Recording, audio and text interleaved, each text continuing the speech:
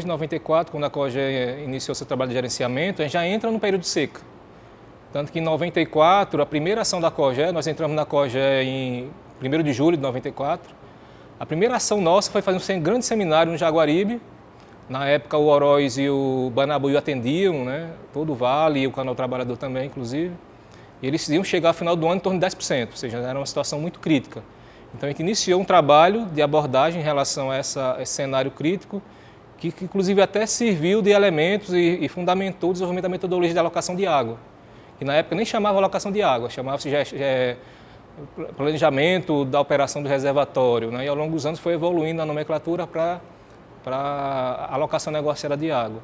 Então essa percepção da seca, desde o início da COGÉ, a gente tem essa vivência.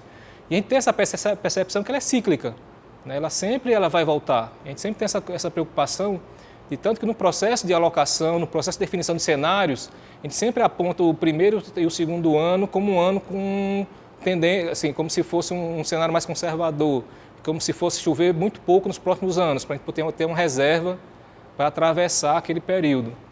Então, na realidade, o que muda a percepção foi a grande seca desse período que a gente está vivendo, né? Que ela começou 12, 13, 14, 15, 16 e esse ano também, apesar que a região norte do estado teve algum aporte, né? A região do Sobral, a região do norte do Camucim, alguns açudes tiveram algum aporte, né, naquela região, mas a região do centro do estado, centro-sul e Cariri teve um aporte muito significativo, né? Pouco significativo. Tanto que o castanho hoje está só com 5,7%. E na realidade, se a gente for olhar a percepção desse período, a seca começa até antes. A seca começa em 10. Né? E ela é pouco percebida porque ela ficou entre 2 anos chuvosos. 2009 foi muito chuvoso, mas em 2010 tivemos uma seca hidrológica. Não tivemos aporte significativo em quase nenhum reservatório no estado. Em 11 voltou a chover, teve uma recuperação, e 12 começa o ciclo. Esse ciclo que se fala aí de uma seca, a maior seca dos últimos 100 anos, ou mais de 100 anos. Então esse 2010 ele fica meio que protegido entre 2 anos chuvosos e não tem essa percepção. Mas ele impactou. Porque se a gente não tivesse tido esse período de seca em 10, talvez a gente tivesse partido 12 numa situação do patamar um pouco mais elevado de acumulação de água, né? Mas de qualquer forma impactou nisso. Então a minha percepção da seca ela muda nesse contexto de uma seca tão severa que a gente nunca tinha vivenciado. Ela só começa a ser percebida a partir de 12. Né? A primeira região que começou a sentir essa dificuldade foi o Vale do Curu. Já começou-se redução de vazão de reservatórios, das vazões liberadas nos reservatórios naquela região a partir de 12, 13. 14 já teve colapso praticamente. Enquanto isso o Castanhão foi crescimento de área. O Castanhão, como ele estava com um aporte, tem um volume, né, mais significativo, ele trabalhou 12, 13, 14 sem restrição nenhuma. E é isso que talvez se a gente tivesse voltado atrás, teria tomado medidas mais rígidas ou mais contundentes do ponto de vista de já prever uma evolução daquele quadro de seca. Então 12, 13, 14, apesar de ter sido seca aqui, a região do Castanhão foi ampliação de áreas, não houve restrição nenhuma. Já em outras regiões houveram, como no Curu, 14 já não teve irrigação nenhuma, 15 não teve irrigação nenhuma, 16 também não. E no Vale do Acaraú eu só estou destacando os 3 principais vales, né? Jaguaribe, Curu e Acaraú. E no Acaraú ainda em 15 ainda teve uma certa perenização, mas 16 entrou em colapso também. A seca ela foi diferenciada por região. Isso é do ponto de vista da irrigação, setor produtivo, né? No ano normal, nós, dos 153 reservatórios que nós gerenciamos, chegamos a perenizar água em torno de 2.600 km de rio. Isso em vazões diferentes, né? Obviamente isso é do ponto de vista de comprimento. Você vai ter rios com vazões de 15 metros por segundo, como o do Castanhão, rio com 350 litros por segundo, mas do ponto de vista de perenização, de trechos perenizados, são 2.600. Ano passado, em 2016, a gente chegou nem a 500 km perenizado. Isso impacta no abastecimento humano, impacta na dessedação animal, impacta na produção. Isso é um impacto que não dá nem para mensurar, né? Porque ela foi no estado todo. Né? A gente sabe que se agravou mais na parte central do estado, mas essa seca ela impactou em todas as regiões. Tanto até na Serra da Ibiapaba, um açude que a gente gerencia desde 94, que é o açude de Jaburu, lá na Serra da Ibiapaba, Tianguá. Se a gente olhar a curva dele de esvaziamento e enchimento no período até 12, a gente vê que ele nunca passou de 50%. Em ano passado ele chegou a 20% apenas. Quer dizer, correndo risco até de abastecimento das sedes municipais ali da Serra todinha, né? E aí, do ponto de vista também das sedes municipais, é outro impacto grande, né, significativo, você ter sedes municipais sem condição de abastecer. Uma coisa é você abastecer com poço e carro-pipa uma cidade de 5 mil habitantes, 10 mil habitantes. Outra coisa é você pegar um município com 50, 100, 70, 80, 100 mil habitantes, para você imaginar que vai conseguir atender essa demanda por carro-pipa. É impossível, porque está associado ao abastecimento humano, os serviços, né, a vida da cidade, hospitais, prédios públicos, vários equipamentos que teriam que ter água para poder funcionar. Imaginar que a gente conseguiria atender isso por carro-pipa seria difícil. E aí foi que lançou-se mão, a partir de 2014, das AMRs, são adutoras de montagem rápida, que realmente foi uma alternativa importante para garantir o abastecimento das sedes municipais de vários municípios no estado. O abastecimento humano, são várias dimensões, né? Você tem a população difusa, que aí você vai abastecer a partir de carro-pipa mesmo, não tem muita alternativa, que é onde choveu alguma coisa que conseguiu captar água em cisterna, né? Mas o inverno foi tão severo que em muitos locais não tinha cisterna nem captou água, né? Aí enchia cisternas com carro-pipa. Aí você vai ter os grandes distritos, que aí você vai ter a alternativa de fazer poços, mas no caso da COGÉ, nessa distribuição de tarefas, né, que uma coisa importante nessa gestão de seca desse período foi esse trabalho mais articulado entre as instituições, né? Foi criado um comitê de gestão da seca e dentro desse comitê foi criado um grupo de segurança hídrica que se reúne semanalmente, né? A princípio era aqui na COGÉ, depois esse grupo começou a se reunir na Secretaria de Recursos Hídricos, depois esse grupo começou a se reunir lá com o chefe de gabinete do governo do estado, lá no Palácio da Abolição. E a ideia é toda semana avaliar o nível crítico do abastecimento das sedes municipais e principais distritos. Então a COGÉ ficou focada nessa questão do atendimento das sedes municipais principalmente. Inclusive tomando medidas até por exemplo, de locação de poços, que não é uma expertise da COGÉ, né? A COGÉ ela surge e evolui na perspectiva de ser uma empresa de gerenciamento de água, de gestão de recursos hídricos, teve que lançar mão de várias ações que não era a sua atribuição, como, por exemplo, a construção de adutoras de montagem rápida. Talvez não seria o papel da COGÉ fazer isso, mas ela teve que ir em campo para começar a fazer diante do quadro de crise. Locação de poços, são estudos geofísicos, a gente vai a campo para identificar a melhor localização para perfurar os poços. Talvez não seria uma atribuição da COGÉ fazer isso, mas ela teve que fazer em função da situação de crise, né? Isso gera até um passivo para a COGÉ, que não é muito adequado, de a gente estar sempre reforçando, destacando que não é papel da COGÉ fazer obra. Isso é uma coisa que a gente sempre afirma desde o início do trabalho da gente da COGÉ, porque ela tem que se especializar, ela tem que desenvolver seu trabalho e sua expertise na área de gestão de água. Se você começa a querer construir, fazer obra, perde o foco do processo de gestão. Então houve essa necessidade, mas hoje a gestão atual percebe muito bem isso, muito claramente, que foi uma emergência, foi uma situação pontual e que o nosso papel realmente é a gestão de água. E aí, nesse caso, das sedes municipais, é trabalhar identificando com esse grupo de segurança hídrica que faz parte da COGÉ, a FUNSEMI, a SOHIDRA, a CAGES, a Defesa Civil participa, apontando, né, qual é o cenário de colapso do município e quais ações seriam possíveis de atendimento para evitar esse colapso. E aí a gente vai lançando mão de várias coisas, né? Tipo, no processo da alocação do reservatório, deixar de atender água para irrigação e garantir a cidade para abastecimento das sedes municipais. Identificação de novos mananciais, algum açude próximo, perenizar a água de um açude para colocar em outro para atender aquela cidade, né? Como aconteceu, por exemplo, em Crateús, em 2014. Nós tivemos que liberar água do Flor do Campo para o Carnaubal para atender a cidade. E aí é um nível de conflito muito grande, porque você está, de certa forma, está na mesma bacia, mas você está transportando água de uma população para outra. Mesmo justificando que é uma sede municipal, do impacto disso, socioeconômico, mas você tem reações negativas quanto a isso. É aquela ideia de estar levando minha água para atender outros usuários. E aí foi um conflito muito grande que foi resolvido. A gente liberou a água do Flor do Campo, teve que retificar o rio, escavar uma vala no rio para poder a água correr mais rápido, para otimizar essa água para atender Crateús. Que aí depois a situação se agravou, continuou se agravando. Em 2015 a única saída foi fazer uma adutora de montagem rápida do Açude Araras até o município de Crateús, percorrendo as 152 quilômetros, se eu não me engano. E aí outras questões de sede municipais que a gente tentamos iniciar, mas é difícil, mas é um trabalho que a gente vem fazendo até junto aos comitês de bacia, junto com o nosso pessoal de mobilização social, né, da gestão participativa, que é incentivar os municípios também a fazer trabalhos de sensibilização dos consumidores da água, né? Porque nosso trabalho da COGE é trabalhar com água bruta, a água que chega do manancial para ser tratada e distribuída pela empresa de saneamento.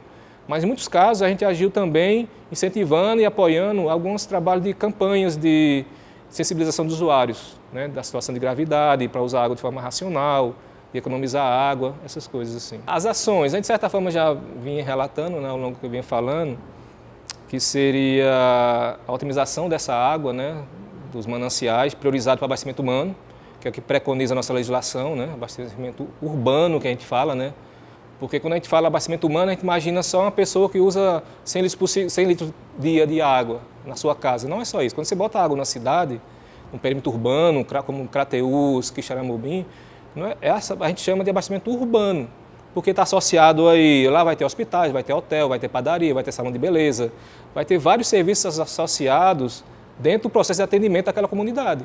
Não é água só para beber e tomar banho e lavar roupa, né? Então, a cidade, ela requer esse conceito de água urbana, né? Abastecimento urbano daquela cidade.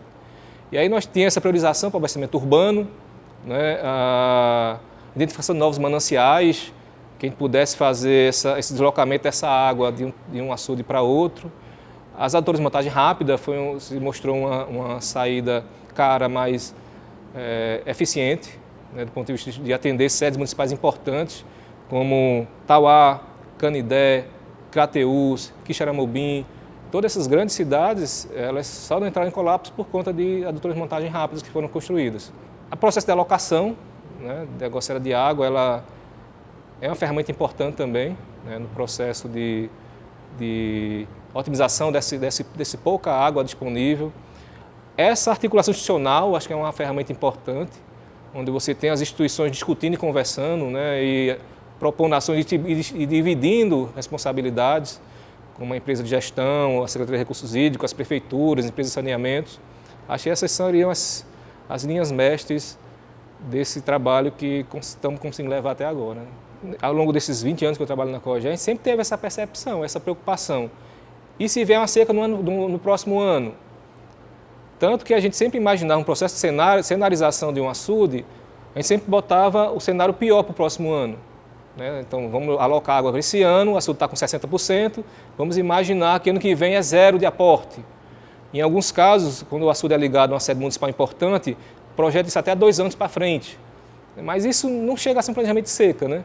Isso chega a ser mais uma cenarização, levando em consideração essa contingência de seca, porque o que faltou para a gente talvez tenha sido um pouco isso, principalmente no Castanhão.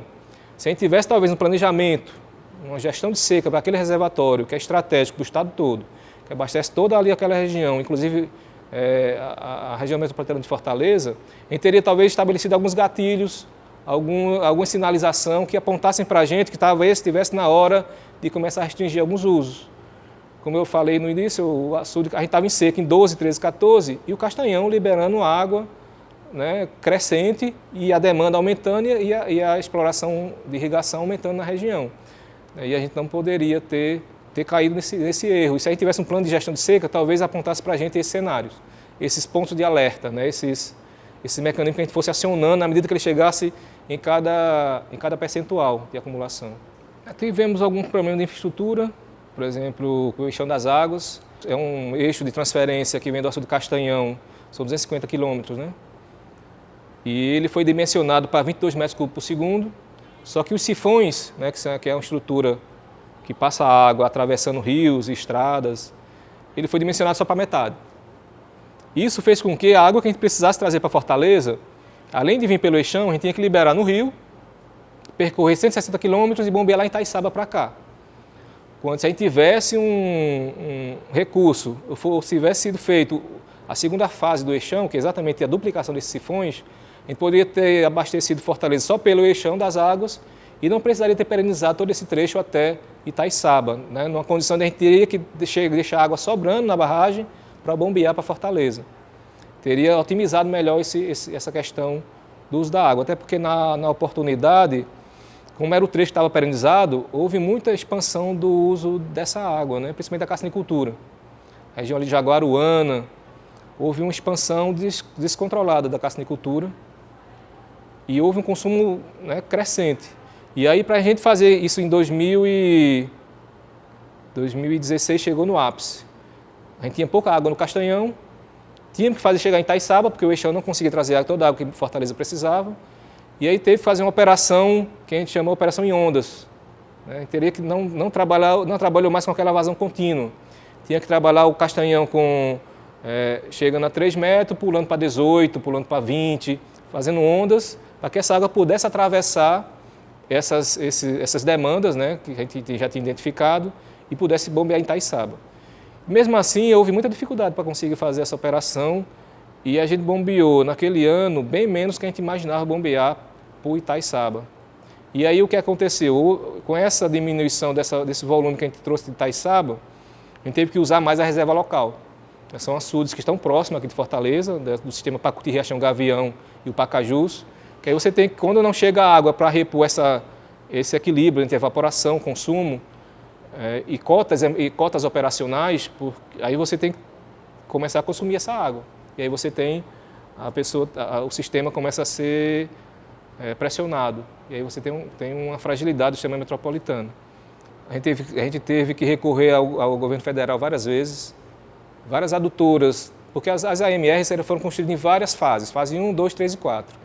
A fase 1 foram pequenas AMRs construídas com recurso próprio da COGÉ, que gerou um impacto negativo muito forte nas contas da empresa, porque o recurso que a COGÉ arrecada com a cobrança, ela não tem volume suficiente para investir em obras.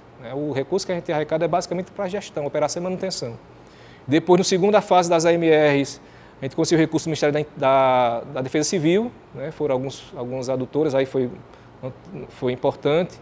Depois tivemos outro aporte do Ministério da Integração, que foram as adutoras de maior porte, como o Crateus, né? Foi construído com recurso da integração. Então, o recurso é um limitante grande, né? Até porque a gente pega um período seco, numa crise fiscal e econômica grave do país, do Estado, internacional.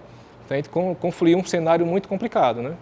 Uma seca prolongada e uma situação fiscal e crise financeira em todas as dimensões, estadual, federal, internacional. Isso dificultou. Acho que são os gargalos principais, esses gargalos de infraestrutura e de recurso que a gente teve muita dificuldade de conseguir enfrentar todos esses anos que a gente enfrentou até agora. O primeiro vale perenizado, eu vou focar nos principais vales, né? Que é onde está basicamente a cultura irrigada do estado do Ceará, que é no Jaguaribe, Curu e Acaraú. No Curu, eu lembro que lá tem em torno de 7 mil hectares irrigados. Foi o primeiro a entrar em colapso.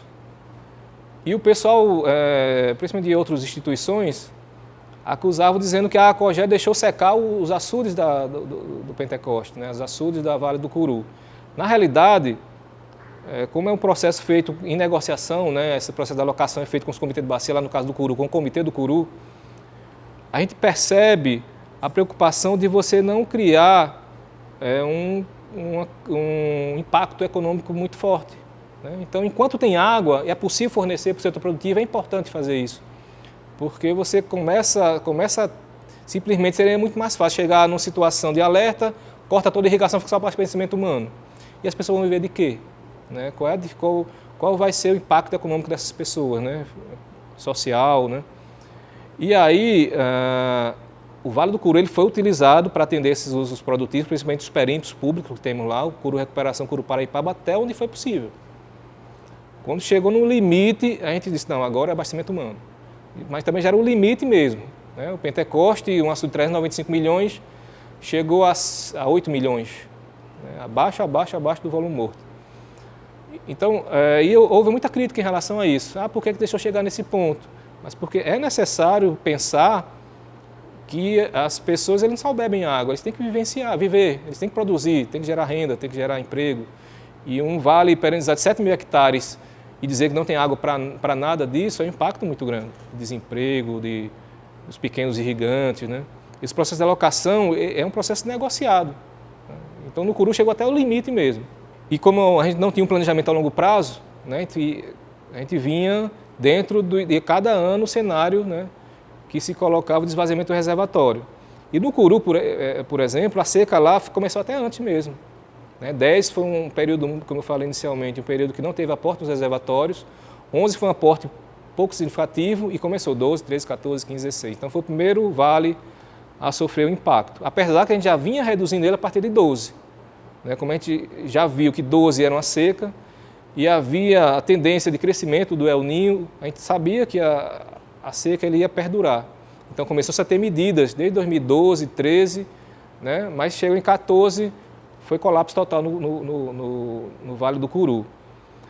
No caso do Jaguaribe, como eu falei, a gente podia ter tomado medidas antes.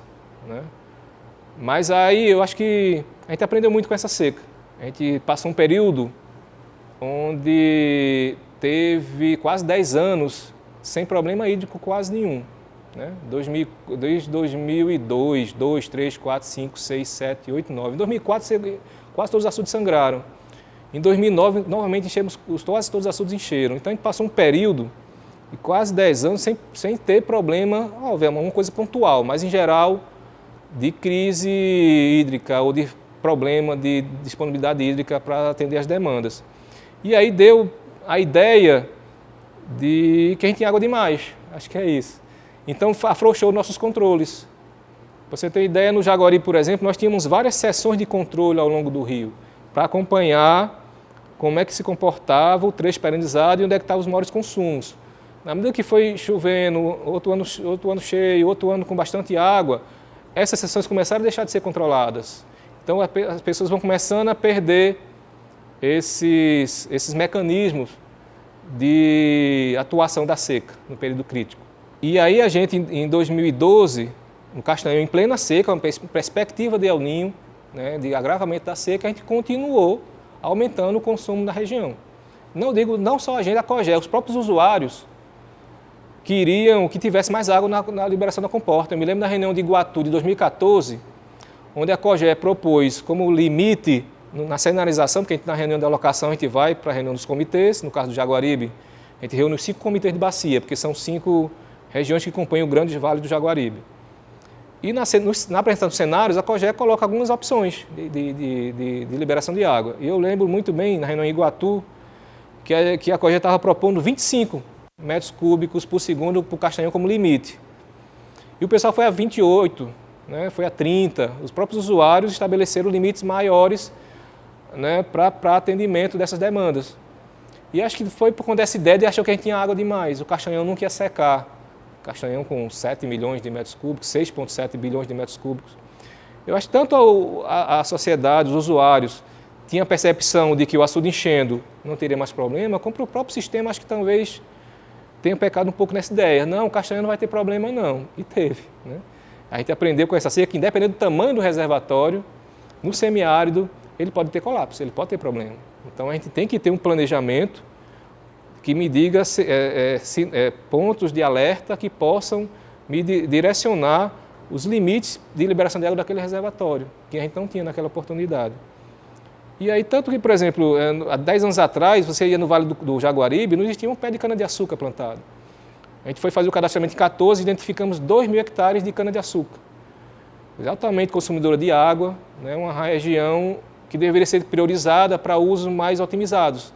Gotejamento, cultura menos demandadoras de água. Mais uma vez, como o processo era de negociação, de alocação de água, nem sempre o pessoal aprova aquele cenário que a COGÉ apresenta. Isso faz parte do processo de tomada de decisão. Porque além dessa questão da alocação em si, porque até então, nesses 20 anos, nós tínhamos tido conflitos pelo uso da água, e aquele conflito típico, é o pessoal que está montante com o pessoal que está jusante. É o conflito típico. Mas com essa seca, a gente percebeu que também começa a se dar conflitos entre os setores da irrigação, por exemplo. Os setores de montante, por exemplo. E aí você tem que começar a mediar isso. E aí fomos necessário evoluir ou avançar no processo de fiscalização. A gente aprende também muito com essa questão da seca, a ação de fiscalização. Porque até então, esse trabalho de fiscalização que é feito pela Secretaria, que tem poder de polícia, a COGÉ não tem poder de polícia, mas ela sempre trabalhou nesse monitoramento, acompanhamento desses usos. Hoje que a gente chama de, a COGE faz o relatório de vistoria da situação e apresenta para a Secretaria agir enquanto órgão de Estado com poder de polícia. E aí nós tivemos que avançar muito nesse processo de embargo, de lacre de bombas, até de apreensão de bombas, coisas que a gente nunca tinha feito nesses 22 anos de trabalho de gestão de recursos hídricos. E aí nós tivemos que lançar a mão dessas medidas mais coercitivas, que para uma empresa de gerenciamento não é bom, né? Porque a empresa de gerenciamento tem sempre, ao longo dessa história da COGE, sempre foi muito um trabalho de negociação, de buscar um consenso, de buscar uma posição entre os vários setores envolvidos na negociação, que atendesse um pouco a situação de todos, né? Sempre buscando um acordo, né, entre os usuários. Dessa vez não, muitas vezes a gente tinha que agir, definir limites e tomar medidas coercitivas. Isso para a gente foi uma experiência muito difícil. Em outras experiências de crise hídrica, a gente sempre, de forma até empírica, trabalhávamos priorizando alguns usos, né? Obviamente, abastecimento humano, que é prioridade legal, mas alguns usos tipo culturas perenes, né? Então, a gente tinha empiricamente essa distribuição. Numa situação de crise, garante primeiro abastecimento humano, depois culturas perenes e aí sucessivamente. Nesse período de crise que nós vivenciamos agora, a gente teve que ir mais em detalhe nisso. Então foi necessário, no Vale do Jaguaribe, a gente restringir o uso por inundação, né? Lá no Vale do Jaguaribe tem um problema crônico que é a produção de arroz, né? Que existe toda uma cadeia produtiva montada na região para esse tipo de cultivo, só que é um cultivo que usa muita água, né? Ele é um consumidor de água muito grande. E o retorno econômico dessa cultura é muito pequeno. A questão de geração de renda, de emprego é muito pequena. Então, é uma cultura que a gente não deveria estar utilizando em tão larga escala assim naquela região. Então, foi restrito a questão do arroz, da cassinicultura, de outros consumos mais exigentes em água. Cada ano que passava, a gente tinha menos água para negociar, né, para discutir essa alocação, foi necessário a gente ter mais detalhe da informação da demanda. E a gente percebeu o quanto a gente ainda temos que avançar na gestão da demanda. A COGE, o sistema de recursos hídricos, já evoluiu bastante na gestão da oferta. Na gestão da demanda, a gente tem que trabalhar muito forte ainda isso. Nesse processo de crise, uma coisa que a gente precisou fazer é ter mais informação do usuário. Então, lançamos mão de vários cadastros. Fizemos cadastramento no Vale do Jaguaribe, na parte alta, na parte baixa. Fizemos cadastramento no Vale do Acaraú. Fizemos cadastramento lá no Jaibara, no Jaburu, no sul lá da Serra, que foi para levantar informações para a gente poder ter mais claro a questão de qual a demanda que a gente tem que atender. Em contrapartida também, teria que trabalhar melhor a oferta. Como a gente trabalhava sempre os açudes do ponto de vista da sua curva cota área-volume de projeto, na medida que o açude está esvaziando, está chegando a 10%, volume morto, a gente tinha que ter mais certeza do volume disponível. E a gente lançou mão também de outra ferramenta que é a batimetria. Que a COGE tinha vários ecobatímetros, nossas gerências eram capacitadas nisso.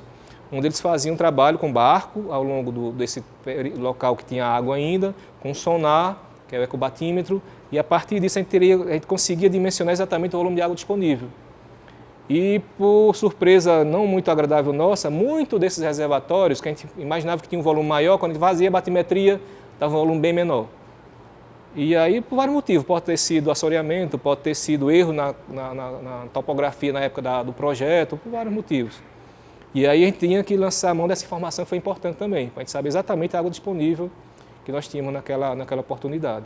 E eu trabalho nessa parte de informação também, a FUNSEMI, né, que é uma instituição que voltou para o sistema de recursos hídricos em 2015, que ela estava no setor de ciência e tecnologia, em 2015 com essa nova gestão, ela volta para o sistema de recursos hídricos, foi uma mudança importante.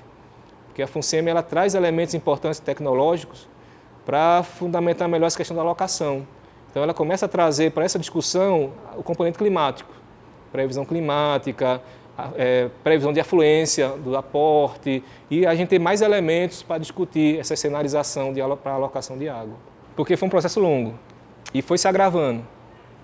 Então aquela alocação tradicional que a gente vinha fazendo, até 12, 13, 14, começou a se agravar. Então chegou ano passado, por exemplo, 70% da água que Fortaleza utilizou ano passado, a região metropolitana de Fortaleza utilizou ano passado, veio do Castanhão. Nunca tinha se visto um aporte tão grande de água de fora para abastecer a RMF. tendo em vista que o aporte aqui dos açudes locais, são aqueles açudes aqui próximos, o sistema Pacuti, Riachão, Gavião, Pacajus, teve um aporte significante. Então já começou a se agravar por aí, porque as pessoas começaram a pensar, está indo muita água para a RMF. Então começou a se polarizar uma questão que seria os comitês ou a população de Jaguaribe versus a população da região metropolitana de Fortaleza. Criou-se essa polarização muito forte e foi só se agravando. 14, 15, 16 foi se agravando isso. Por quê? Porque começou-se a ter necessidade de restringir o uso na região de Jaguaribe. Em ano passado, 2016, pela primeira vez na história, nesses 22 anos que eu estou na COGÉ, a gente nunca tinha deixado de perenizar o Rio Jaguaribe. E desse ano passado aconteceu isso. Nós, do Castanhal até Itaiçaba, são 160 km de perenização. Nós atendemos só 100. Então deixamos 60 quilômetros de trecho que não foi perenizado. E aí tinha manga, tinha coqueiro, tinha abastecimento de distritos, tivemos que fazer poços, várias sedes municipais como Jaguaruana, Itaiçaba, Aracati, Russas, tiveram que ser atendidos por poços, por adutoras. E aí você começa a acirrar o conflito, porque aí você vê uma comunidade, uma sociedade vendo só faltando água para elas e levando água para Fortaleza. Então esse conflito começa a se acirrar cada vez mais. Então nós deixamos de perenizar 60 quilômetros do Rio Jaguaribe para mandar água aqui para Fortaleza. Em contrapartida, o pessoal do Jaguaribe sempre reclamou muito que Fortaleza não deu a contribuição que ela deveria ter dado, que é de um uso mais racional, de uma campanha mais forte de uso racional de água aqui em Fortaleza, até para o próprio usuário que abre a torneira aqui num condomínio desse, entender que essa água que está vindo ali não veio de uma caixa d'água, veio lá do Castanhão. Percorreu 255 quilômetros, todo o percurso que sendo ser gerenciado, deixou de atender vários usos que historicamente vinham sendo atendidos na região de Jaguaribe para vir água para cá. E muitas vezes, por uma campanha ainda que foi pouco enfática, né, do governo do estado, muita gente da sociedade de Fortaleza até hoje talvez nem saiba que vinha bebendo água do Castanhão, que 70% dessa água vinha de lá e que lá muita gente deixou de beber essa água para poder vir para cá. E aí o pessoal reclamava que era para atendimento de indústria, de piscinas, de grama, né, de turismo, mas o grande foco que eles abordavam muito, os usuários de Jaguaribe, era a questão de vir água para a indústria.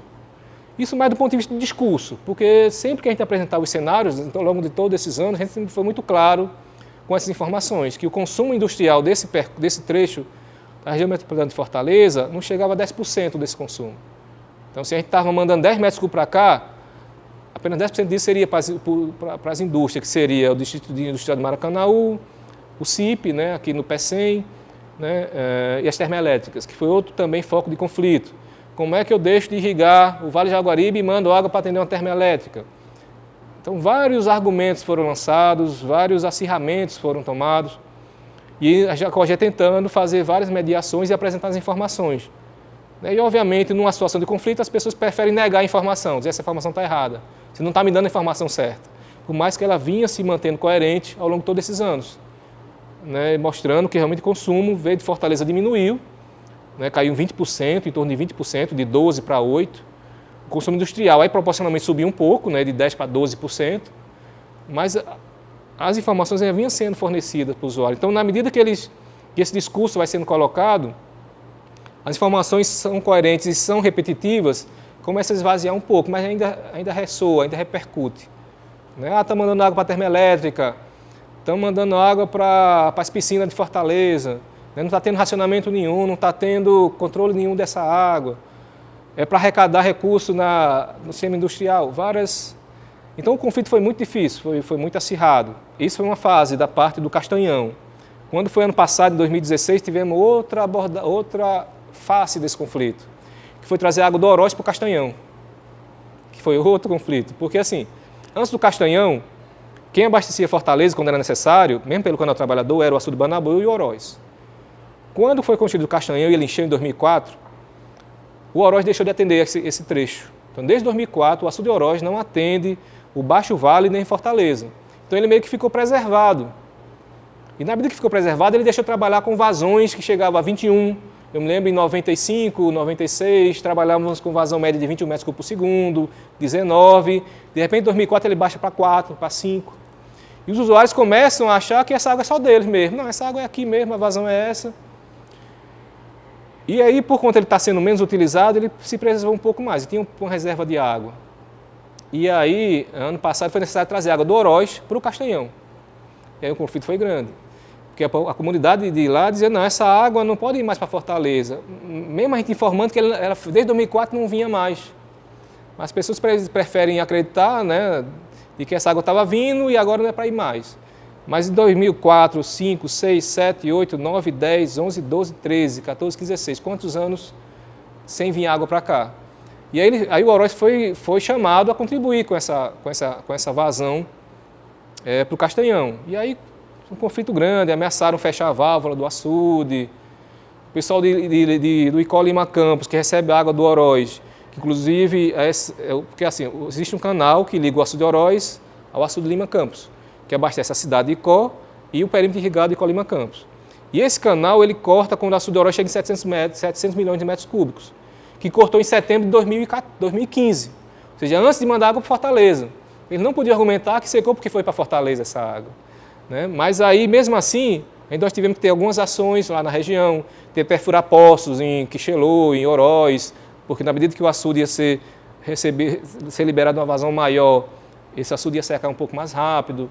Então tivemos que a Cogé construir uma estação de bombeamento para bombear água do Oroz por um canal até Lima Campos, né, para atender a demanda lá, abastecimento humano e um pouco das culturas perenes do perímetro.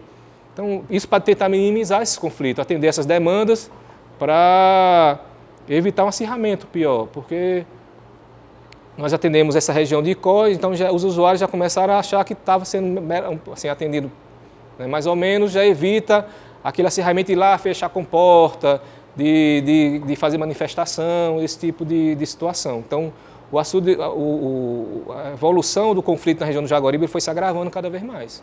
E agora está uma situação pior ainda, porque o açude não teve aporte nenhum.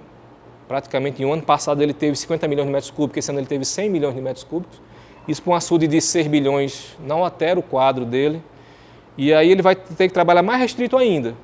Esse ano passado a gente trabalhou com 15 metros cúbicos, esse ano ele vai trabalhar com 4,5 no rio e 2,5 no canal, só com 7,5. Ou seja, vamos liberar metade da água que a gente liberou ano passado, que já vinha sendo restrita em relação aos anos normais. E isso vai implicar o quê? Menos trecho perenizado, menos água destinada ao setor produtivo e aí um nível de acerramento maior ainda. Esse ano não vai vir água do Oroz, já que o Oroz também não teve aporte, então o pessoal do Oroz está até mais tranquilo, né? Porque, não, esse ano não vamos mexer no Oroz, então o pessoal está até satisfeito. Bom, isso foi todo um resgate histórico do processo de alocação de Jaguaribe, né? Que eu acho que é o que hoje ele pode ser como um piloto, como um caso, né? Um case a ser analisado. Esse ano está mais grave ainda, a situação está bem pior. O Oroz, ele não teve aporte importante, então a gente não vai usar o Oroz esse ano, não seria viável, nem tecnicamente apropriado usar o Oroz, até porque na curva de esvaziamento dele ele vai chegar no volume que vai dar basicamente para atender os usos locais. Porque lá, além das sedes municipais e dos distritos que tem em torno do açude, você tem uma produção lá grande de piscicultura, que é outro problema grande da piscicultura, que ele tem afetado muito a qualidade de água dos reservatórios, que houve uma expansão muito grande da piscicultura em tanque-rede dentro dos reservatórios. E houve uma política de expansão desse aproveitamento, dessa produção, por vários setores. E hoje a gente tem a percepção mais clara o impacto que isso é num reservatório. Para ter uma ideia, uma produção de tilápia, você produzir 1 tonelada de tilápia, você tem que jogar dentro do tanque-rede 1,5 tonelada de ração, porque a taxa de conversão é 1,5. Isso é uma taxa de conversão bem conduzida, você pode ter uma taxa de conversão pior. Então eu lanço uma carga de fósforo muito grande nesses reservatórios. E eu acredito que a tendência daqui para frente, como experiência desse processo de seca, é a gente diminuir e, em alguns casos, até impedir cultivo de tilápia em tanque-rede dentro de reservatórios que sirvam para abastecimento humano. Isso é uma experiência importante que a gente percebeu agora. Mesmo sabendo que várias vozes de setores produtivos, até dentro do próprio Estado, incentivam e querem que tenha mais produção de tilápia dentro dos açudes. Eu acho que a saída é você construir tanques escavados próximo do reservatório, encher e criar as tilápias lá. A gente tem visto que é um impacto muito grande na qualidade de água, na eutrofização, né, na carga de nutrientes dentro desses reservatórios. voltando para a questão do Jaguaribe, então esse ano a gente não vai precisar do Oroz, porque ele não tem, até precisaríamos, não tem água para trazer para cá. E do Castanhão a situação é mais grave ainda. Ele está praticamente a metade do que a gente tinha ano passado. Esse ano passado ele começou a operação em julho com 11%, esse ano só temos 5,4%, 5,7%. E aí ele não vai dar para atender todas as demandas, então a gente vai ter uma vazão ainda metade do que a gente liberou ano passado.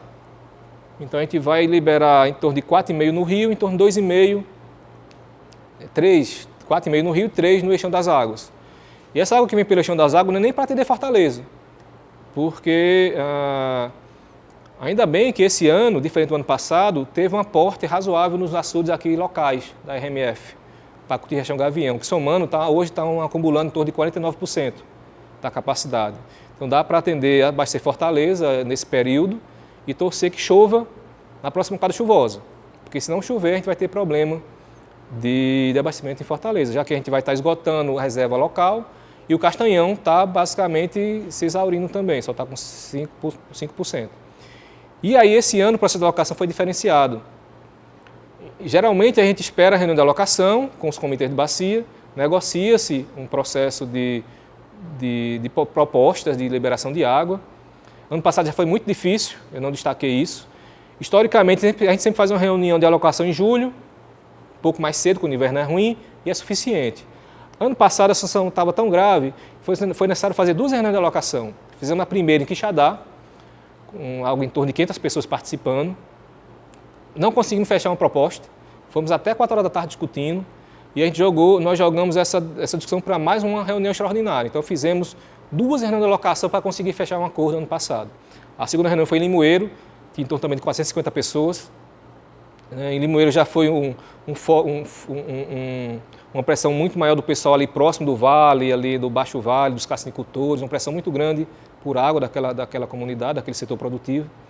E a gente pensou até que não ia conseguir fechar um acordo, mas conseguimos, né, com toda a mediação que foi feita, né, com toda a argumentação e as informações técnicas que a gente apresentou, conseguimos fechar uma proposta de alocação.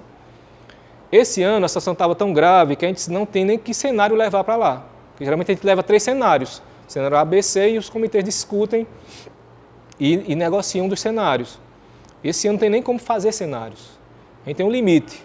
Então o limite que o Castanhão tem para operar esse ano é 7 metros cúbicos. 4,5 no Rio, 7,5 e 3 no Eixão. Por quê? Porque ele tem um limite operacional. Se ele chegar muito abaixo de uma determinada cota, eu não consigo mais bombear PLB Castanhão, eu não consigo mais botar água no Eixão. E como eu falei, não é nem para vir água para Fortaleza, é para atender várias cidades que estão hoje abastecidas pelo Eixão das Águas. Como Morada Nova, Ibicuitinga, vários distritos de Ibicuitinga, o próprio Tabuleiro de Russas é abastecido por esse Eixão das Águas, Mandacaru, que é um distrito de irrigação pequeno ali em Jaguaribara. O Canal do Trabalhador hoje está sendo abastecido pelo Eixão das Águas, porque apesar de não estar bombeando mais de Itaiçaba pelo canal, a gente tem que fazer uma reversão, bombeando a água do Eixão das Águas para atender o Canal do Trabalhador, tendo em vista diversas comunidades que se usam dessa água. Em torno de 15 a 20 mil pessoas usam a água do Canal do Trabalhador para abastecimento humano. E então foi necessário, dessa vez, a gente fez um processo de alocação diferenciado. Nós recorremos primeiro ao Conselho Estadual. Porque normalmente a gente só recorre ao Conselho quando há alguma divergência, algum problema no processo de alocação entre os comitês. E esse ano, como a situação é muito grave, a gente foi primeiro ao Conselho Estadual. Até porque a gente tentou, ao longo desse primeiro semestre, negociar com os comitês de bacia do Jaguaribe a inclusão do Comitê Metropolitano nesse processo de decisão.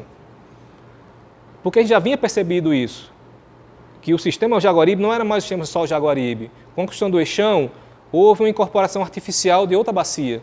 Então o sistema não é mais sistema Jaguaribe, ou Banabuí, Jaguaribe, Banabuí, como a gente falava antes. É sistema Jaguaribe RMF. Por mais que os usuários da região não aceitem muito essa posição, mas hoje a gente não pode mais falar só o Jaguaribe, temos que falar o sistema Jaguaribe Metropolitano. A gente já vinha tido essa percepção, foi um aprendizado ao longo da seca, mas já tinha percebido que não era o momento ideal para fazer isso.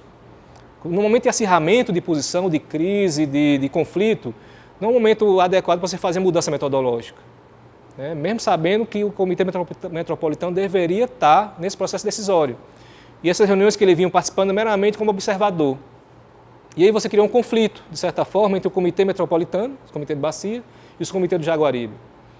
E aí a gente tentou esse ano, né, mesmo sabendo que não era o melhor processo, o ideal seria que a gente voltasse a uma situação normal de abastecimento, discutisse isso com os comitês de bacia e mostrasse a necessidade de você integrar o sistema como um todo, que não é só o Rio Jaguaribe, agora é um sistema Jaguaribe Metropolitano, RMF.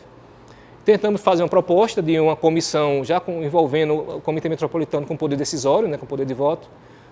Os comitês de Jaguaribe rechaçaram essa proposta de pronto, até porque criou essa polarização, Jaguaribe, RMF. A gente já esperava essa reação, a gente tentou, né? E aí não tem, e o Comitê Metropolitano está muito ressentido quanto a isso. Eles querem participar da decisão e ainda não estão podendo fazer isso.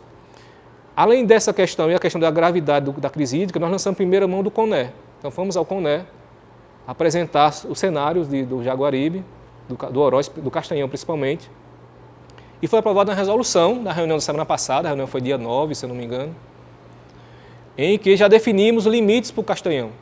Então foi definido no CONER que o limite de liberação do Castanhão esse ano seria 4 para o rio, 4,5 para o rio e 3 para o Eixão das Águas. A reação, óbvio, do usuário não foi muito boa, né? O pessoal alegava que a gente estava passando por cima dos comitês, que nunca tinha sido feito dessa forma, que tinha que ser primeiro ouvido os comitês para depois recorrer ao CONER, mas enfim, diante da situação de gravidade e risco de abastecimento em várias sedes municipais do Eixão das Águas, a gente não poderia deixar a critério dos comitês, principalmente o pessoal do Baixo Vale, liberar água do Castanhão ao seu desejo e correr o risco de abastecer essas sedes municipais.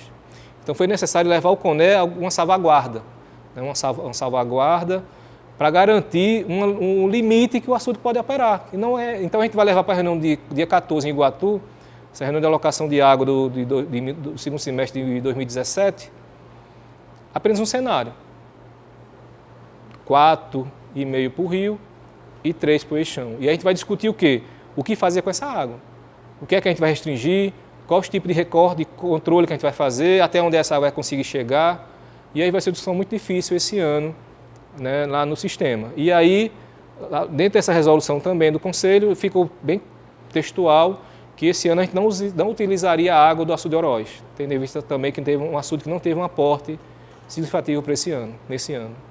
Eu acho que, assim, não tem muita coisa que a gente poderia ter feito diferente, não. A situação foi tão crítica, a gente teve que lançar mão de tanta tecnologia de criatividade, tipo, por exemplo, o açude secou, está no volume morto, vamos fazer um poço dentro do açude.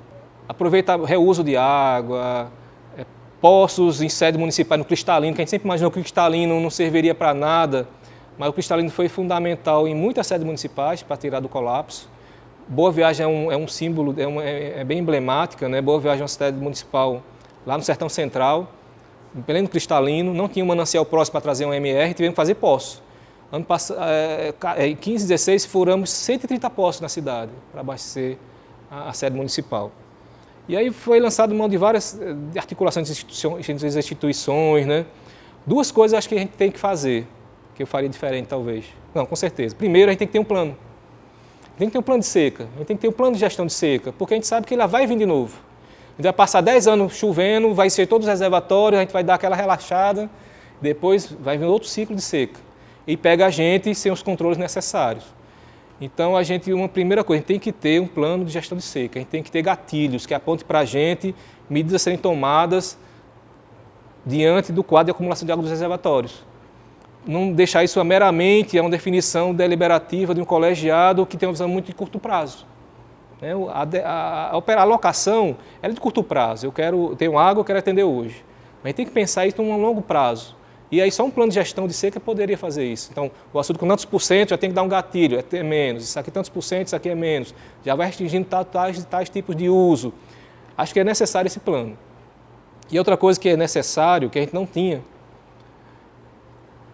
que a COGE tem que incorporar, está dentro desse plano de seca também, de certa forma, é não afrouxar os controles. Mesmo no período mesmo no período de muita chuva, a gente tem que manter nossos controles, porque ele vai vir o período de seca. A gente não pode perder esse monitoramento, esses dados históricos que a gente tinha nas sessões de controle dos reservatórios, achando, né, que está confortável, e que é natural, né, do ser humano. Quando a situação está confortável, a gente acaba relaxando algumas medidas de controle, a gente não pode mais. E outra coisa que a gente aprendeu nessa seca é registrar. Né? A gente não, quantos anos nós temos seca nesse estado? Onde é que está registrado as ações que foram tomadas? Quantas foram tomadas? Quantos poços foram construídos? A localização desses poços? De que forma foi tomada isso? Então, esse grupo de segurança hídrica que eu falei no início, ele está com essa ideia de registrar em um relatório todas as medidas que foram tomadas, desde o processo de alocação, desde o processo de EMR, perfuração de poços, do processo de discussão dessas instituições, deixar isso tudo registrado, até porque quando vier outra seca, a gente tem isso mapeado, registrado, até georreferenciado, se for o caso, dizer, ó, temos no município tal 40 poços nas coordenadas tais, tais e tais. E mais cuidado com esses poços, porque muitas vezes você fura esse poço no período de crise, volta a chover, a pessoa abandona o poço. E não pode ser dessa forma, esse poço tem que ser tratado da forma adequada. Não está usando mais ele, tem que ser tamponado, tem que ser mapeado, registrado lá a coordenada dele, que um dia que fosse necessário utilizar essa água, a gente teria aquele equipamento disponível novamente. Então, o registro dessas ações é uma coisa que a gente está vendo que é necessário e espero que aconteça, né, esse registro. Agora já está fazendo isso, nós temos relatórios por município, onde mostra todas as ações que foram tomadas. Né, isso vão ser a nível mais técnico. E tem se pensado, o grupo de segurança hídrica, um documento mais analítico, mais político, mais resumido, né, que possa divulgar essa informação para outras instituições, né? Um livro, uma publicação que mostre um pouco essas ações que foram tomadas. E seria isso que a gente faria.